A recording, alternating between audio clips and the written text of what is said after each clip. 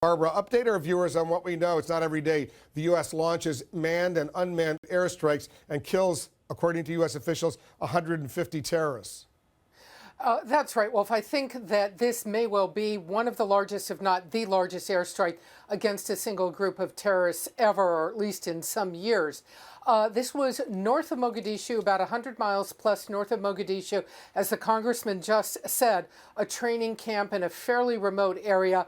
They believe there were about 200 al-Shabaab terrorists there. The drones and aircraft moved in, killing, they believe, 150 of them. A very significant operation. The U.S. had the camp under observation for some weeks, we are told. So what they were doing, clearly, U.S. Special Operations, establishing a so-called pattern of life, keeping eyes on the camp through satellites, through drone imagery, however they could, to see how the fighters were training, how they came and went, where they were. By all accounts, it was when they observed the final stages of this training and the fighters preparing perhaps to leave the camp that they moved in and decided to begin the airstrike.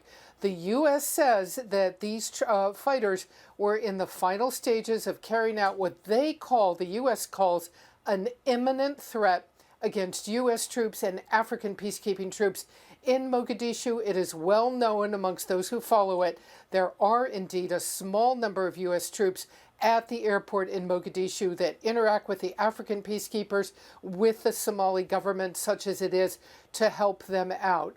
So was the airport in Mogadishu the actual target to try and storm the airport and go after the U.S. troops who are there? We don't know at this point. The U.S. very tight-lipped about all of it, but you'll recall we saw al-Shabaab bring down that airliner a few weeks ago, and even today, further violence attributed to al-Shabaab